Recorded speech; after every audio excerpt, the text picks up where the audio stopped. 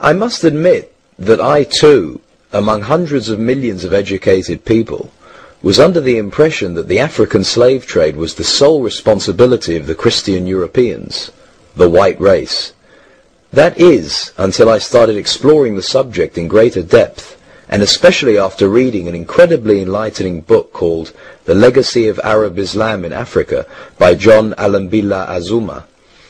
My whole perspective and understanding has changed dramatically, and I would like you to tell us more about this subject. The success of Muhammadan Islam in deceiving, misinforming, deforming, and contorting both history and reality over a period of almost 1400 years has been astounding. That is, until now. The greatest tragedy about this particular subject is that most of the descendants of African slavery, the black people in the Americas, around the world, as well as among the African blacks, are totally ignorant of the actual facts. Before we lose the concentration of our listeners, I would like to make the following statement and then prove it. That the worst, most inhumane and most diabolical institution of the black African slave trade was initiated, refined, perpetrated and implemented by the Mohammedan Arabs and later aided and abetted by the black converts to Mohammedan Islam. I predict that, as usual, the two subcultures, those of denial of facts and of political correctness, will attack us without once disproving a single statement and or conclusion that we make. Slavery was not created by the white races, because it has existed throughout human history and practiced by every tribe, culture, civilization, racial group and religion. In fact, the very word slavery has its root in the name Slav, based upon the Slavic peoples of Europe who were subjugated by other Europeans. It is not common knowledge that the Arabic word abd is synonymous with the meaning of slave.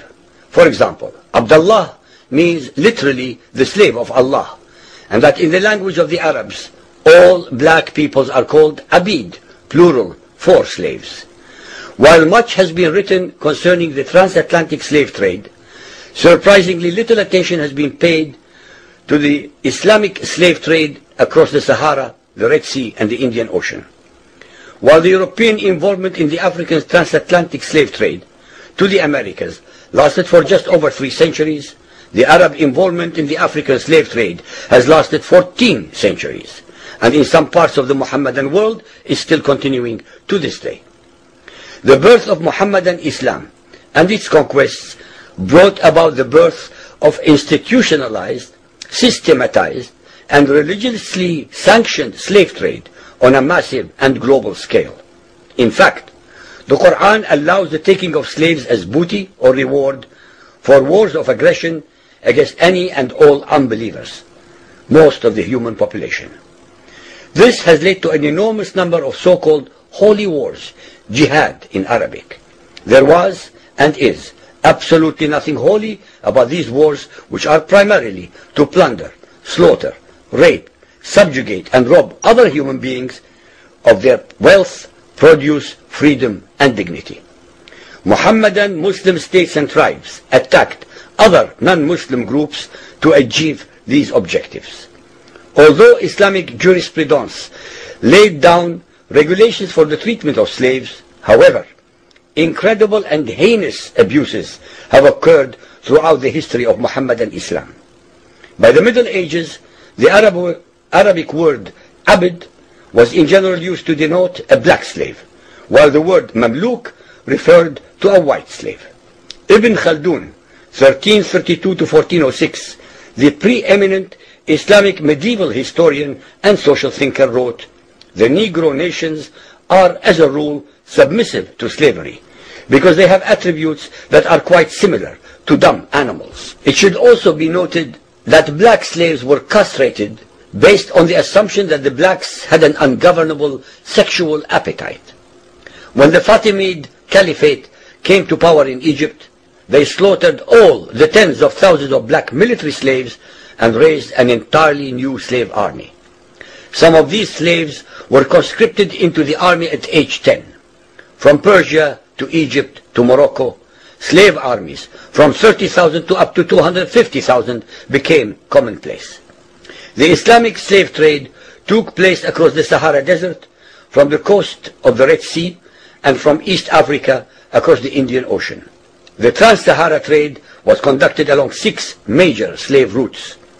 Just in the 19th century, for which we have more accurate records, 1.2 million slaves were brought across the Sahara into the Middle East, as well as a further 450,000 down the Red Sea and 442,000 from the East African coastal ports. That is a total of 2 million black slaves just in the 1800s. At least 8 million more were calculated to have died before reaching the Muslim slave markets. A comparison of the Islamic slave trade to the American slave trade reveals some extremely interesting contrasts. While 2 out of every 3 slaves shipped across the Atlantic were men, the proportions were reversed in the Islamic slave trade. 2 women for every man were enslaved by the Muslims. While the mortality rate of slaves being transported across the Atlantic was as high as 10%, the percentage of slaves dying in transit in the Trans-Sahara and East African slave market was a staggering 80 to 90%. While almost all the slaves shipped across the Atlantic were for agricultural work, most of the slaves destined for the Muslim Middle East were for sexual exploitation as concubines, in harems, and for military service. While many children were born to the slaves in the Americas, the millions of their descendants are citizens in Brazil and the United States today. Very few descendants of the slaves that ended up in the Middle East survived.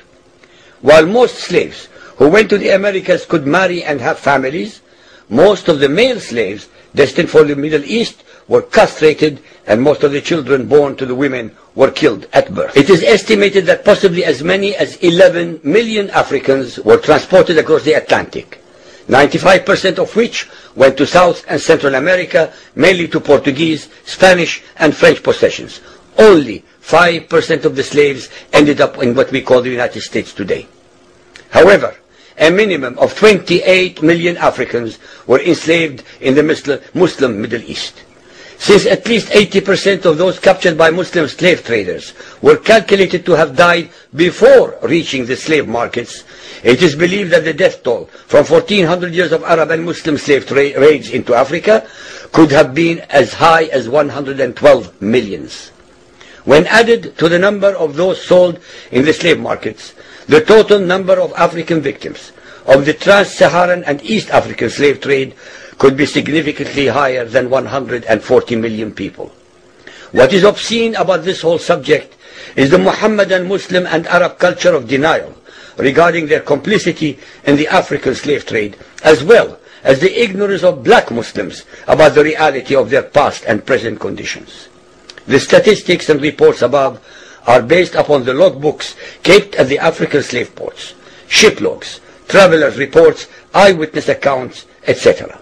Ladies and gentlemen, the facts and reality of Muhammadan Islam's complicity in the slave trade and their inhuman depravity are infinitely more devastating, more staggering, and more incomprehensible than all the nightmare fictions in the world.